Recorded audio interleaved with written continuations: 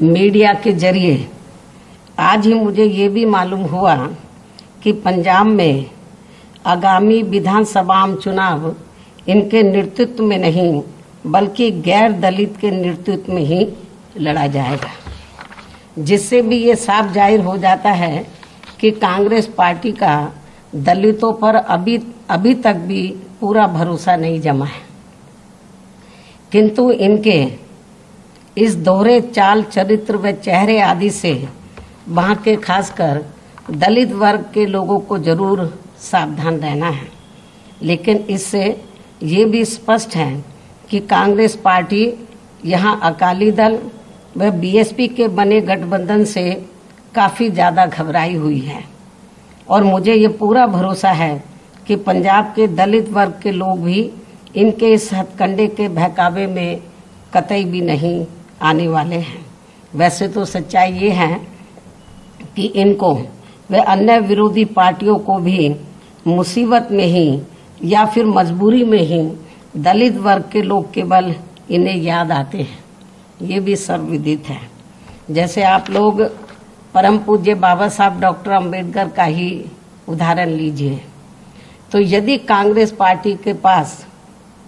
जब अंग्रेज भारत को छोड़कर चले गए थे, हालांकि संविधान बनने की प्रक्रिया पहले ही शुरू हो गई थी, जब अंग्रेज रजाबंद हो गए थे कि हम भारत को आज़ाद कर देंगे, तो जब भारतीय संविधान को बनाने की बात आई तो उस समय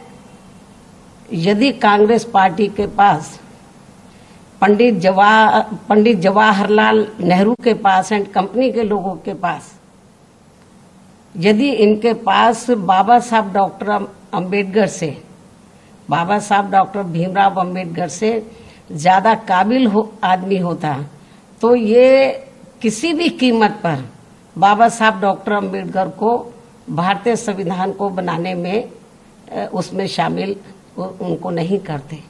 और आज जो पूरे देश में दलितों को, आदिवासियों को, अन्य पिछड़े वर्गों के लोगों को जो कुछ भी उनको कानूनी अधिकार मिले हैं तो शायद वो भी नहीं मिलते। और इतना ही नहीं, आज जो पूरे देश में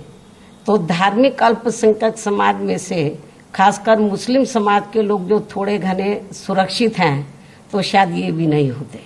क्योंकि बाबा साहब डॉक्टर अंबेडकर ने इस देश का संविधान किसी जाति और धर्म के आधार पर नहीं बल्कि धर्म निरपेक्षता के आधार पर ही बनाया था।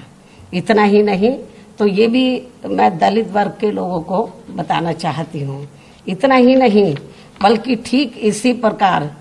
यूपी विधानसभा के आम चुनाव होने से कुछ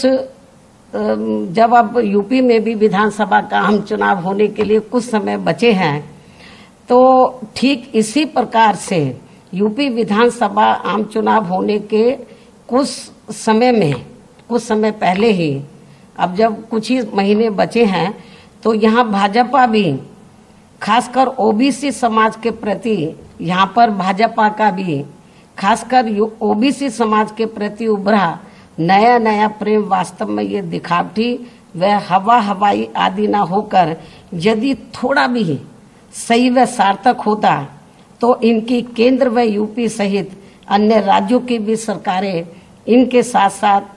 तो एससी व एसटी की भी सरकारी नौकरियों में अभी तक इनके बैकलॉग को जरूर भर देती, लेकिन ऐसा नहीं हुआ। आज भी पूरे देश में चाहे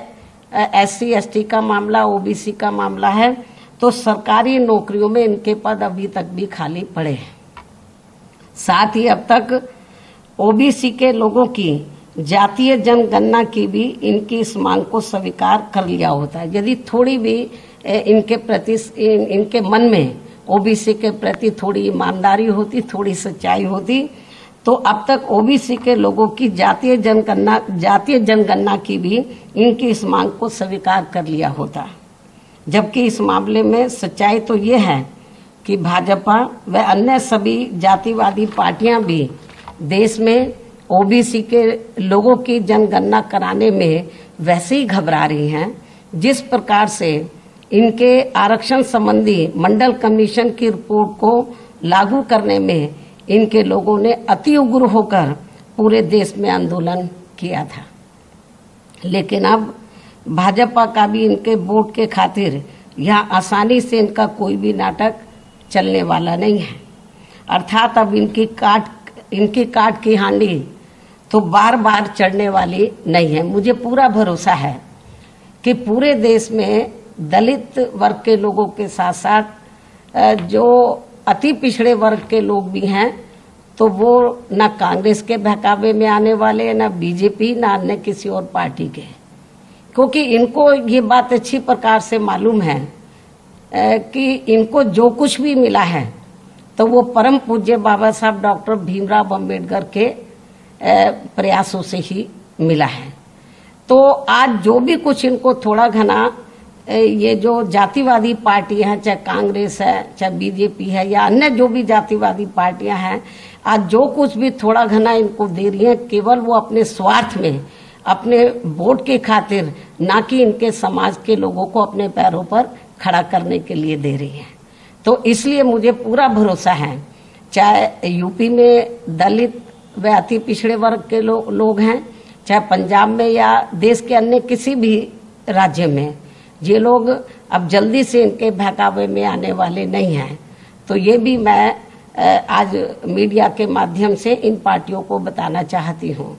तो इन्हीं कुछ जरूरी बातों के साथ ही अब मैं अपनी बात यहीं समाप्त करती हूँ। धन्यवाद।